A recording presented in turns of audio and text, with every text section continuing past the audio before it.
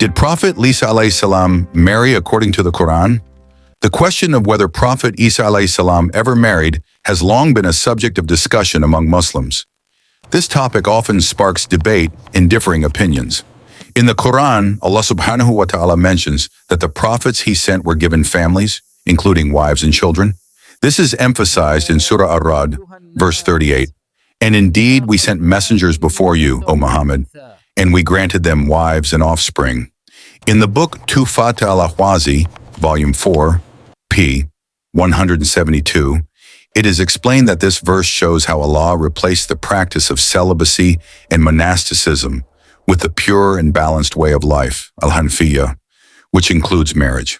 However, this verse is general in nature, meaning there could be exceptions among the prophets. Imam al-Ghazali also reminded that Allah only mentions prophets in his book as people with families, implying that marriage was the norm for prophets and that celibacy was not their way of life. Still, two prophets who are frequently mentioned as not having married are Prophet Isa alayhi salam and his cousin Prophet Yahya alayhi salam. In this discussion, the focus is on Prophet Isa alayhi salam. According to Islamic belief, Prophet Isa did not die.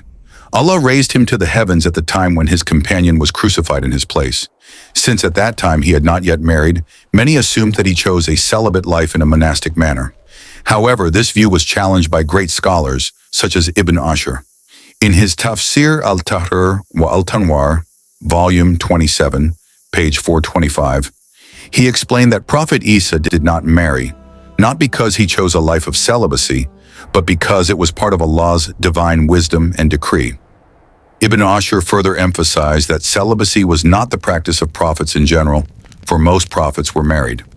Moreover, several classical Islamic sources mention that Prophet Isa alayhi salam will indeed marry after his return to earth in the end times. When he descends and kills the Dajjal, Antichrist, he will marry and have children as part of the completion of his human life. This is mentioned in Fath al-Bari, Volume 6, p. 493, by Ibn Hajar, and in Qut al-Qulub, Volume 2, p. 403, which states that after his return, Prophet Isa will marry and live with his wife for 9 years. Other narrations even mention that he will live for 40 years after his return. One narration about his marriage comes from Nu'man bin Humayd in his book Al-Fitan, Volume 2, p. 578.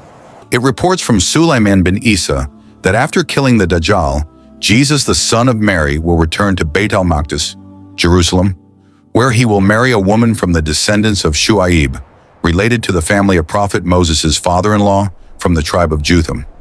From this marriage, he will have children and live for 19 years, during which time there will be no ruler, no police, and no king. This narration indicates that Prophet Isa alayhi salam will marry a woman from among the Shu'aib lineage, and they will live together in Beit al-Maqdis, Palestine, and that he will have offspring. Therefore, the assumption that Jesus remained unmarried because he chose a monastic lifestyle is not entirely accurate.